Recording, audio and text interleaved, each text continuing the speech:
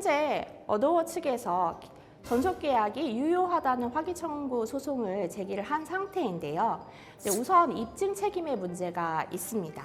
현재 계약 해지를 주장하는 쪽은 뉴진스 쪽인데요. 소송에 돌입하게 될 시에는 소속사의 계약 위반 사실은 뉴진스가 입증 책임을 지게 됩니다.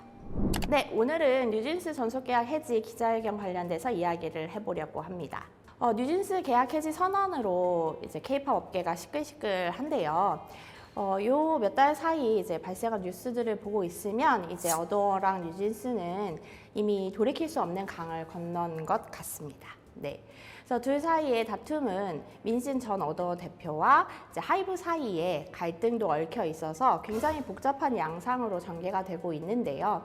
뉴진스와 어도어 둘 사이의 다툼으로만 한정해서 바라본다면 일반적인 연예인 대 소속사의 전속계약 효력 다툼의 전형을 전반적으로 따랐다고는 볼 수 있습니다. 전속계약 효력 다툼의 경우 대부분의 케이스가 연예인이 소속사에 대해서 자기의 전속계약 효력을 부인하고 그 프로세스가 주로 이제 14일의 시정을 요구하는 기간을 내용증명을 통해서 발송하고 그 기간이 도과하면 전속계약 효력 정지 가처분 및 전속계약 부존재 확인 청구 소송의 순서를 따르게 되는데요. 뉴진스는 하이브 산하 레이블인 어도어 소속의 가수로서 유튜브 라이브 방송을 통해서 자신들의 요구사항을 포함한 종합적인 의사표시로 시정 요구를 했고 그리고 내용증명도 발송을 했죠. 그래서 자신들의 계약 위반 사항이 없다는 주장을 하며 어도어의 내용증명 회신까지도 받았습니다. 여기까지만 보면 기존의 전속계약 관련 분쟁의 양상과 비슷한데요. 특이한 점은 뉴진스는 전속계약 효력정지 가처분 신청 및 전속계약 부존재 확인 청구 소송을 제기하지 않겠다고 한 것입니다. 전속계약 효력정지 가처분 및 전속계약 부존재 확인 청구 소송은 글자 그대로 전속계약의 효력을 일시적으로 정지시키고 결국에는 계약 자체가 부존재하고 있다는 판단을 확인받는 법적인 절차입니다. 먼저 가처분이라는 것은 잠정적인 임시처분이지만 전속계약 효력정지 가처분을 통해야만 이제 효력이 정지가 되고 그를 통해서 활동을 할 수 있다고 보는 것인데요. 뉴진스는 이러한 잠정 처분을 신청하지 않겠다는 것인데 그 이유는 자신들은 가처분을 신청할 만큼 급박한 상황이 아니라는 판단도 있을 수는 있습니다. 즉, 뉴진스 입장에서 지금 당장 누구의 말이 맞다 혹은 틀리다는 결과가 나기를 바라지 않고 시간이 자기 편이라는 말이 있는데 굳이 자신들이 위약금을 물 수 있게 되는 상황을 앞당길 필요는 없다는 생각일 수도 있습니다. 그리고 템퍼링이라는 것은 아직 계약 기간이 남아있는 소속사 연예인에게 다른 소속사나 다른 특정한 사람이 원소속사의 동의 없이 새로운 계약을 위해 접촉하는 행위를 말하는 것인데요. 특히 걸그룹 PPT를 사이에 두고 외주 제작자였던 더 기버스와 원소속사인 어트랙트의 분쟁이었던 소위 PPT 사태 이후 연예계가 몸살을 앓고 있는 문제이기도 합니다. PPT와 달리 뉴진스 스스로 전 세계적인 그룹으로서 자신들의 구매력과 하이브 없이도 독립할 수 있다는 자신감이 작용한 결과인 것으로 보입니다. 한편 뉴진스가 법적 절차가 아닌 기자회견이라는 방법을 사용한 점도 눈에 띄는 부분이기는 한데요.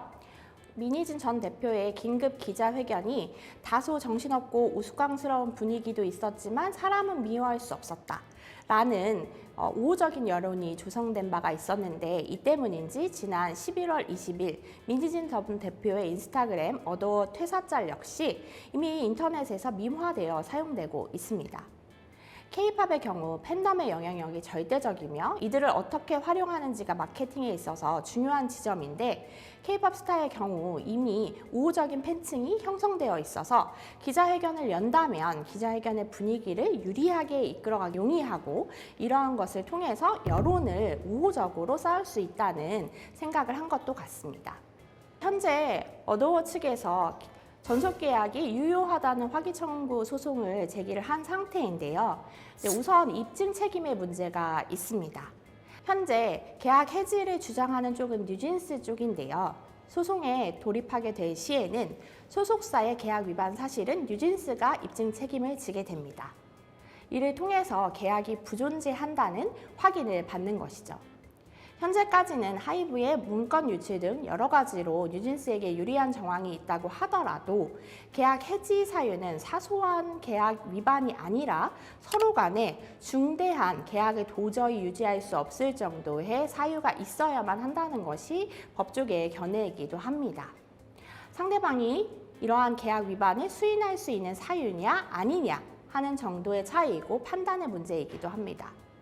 뉴진스 멤버들은 현실적으로 개개인이 다른 레이블 소속의 걸그룹과의 차별, 럭 바이럴 등의 문제를 민감하게 체감할 수는 있습니다. 그런데 문제는 이제 증거의 불균형인데요.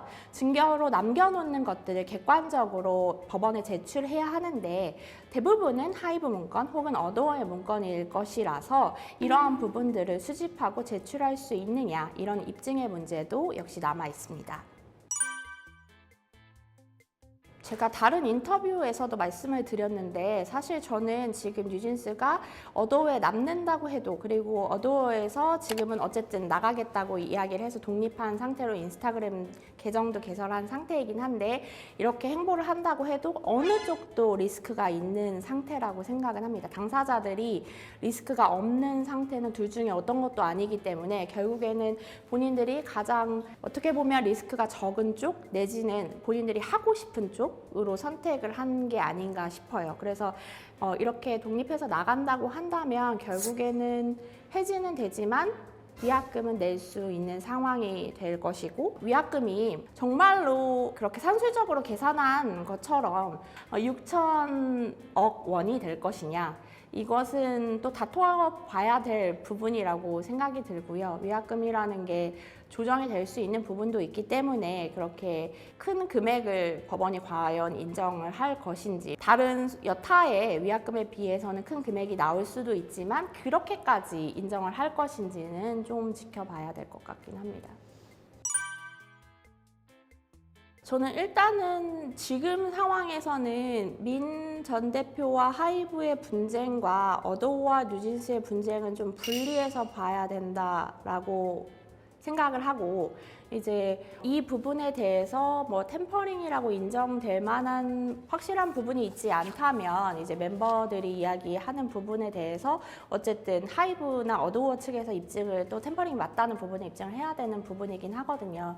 그래서 그렇게 본다면 지금 그냥 알고 있는 정보들만으로 봤을 때는 어쨌든 뉴진스 민 전 대표에 대한 신뢰가 굉장했고 그리고 그 프로듀싱을 굉장히 믿고 있고 본인들이 어쨌든 성장을 하기 위해서 그리고 앞으로도 이러한 인기를 유지하거나 더 성장하기 위해서는 이제 그러한 프로듀싱이 필요하다라고 판단을 하고 이제 행보를 정하고 있는 것이 아닌가 라고 생각합니다.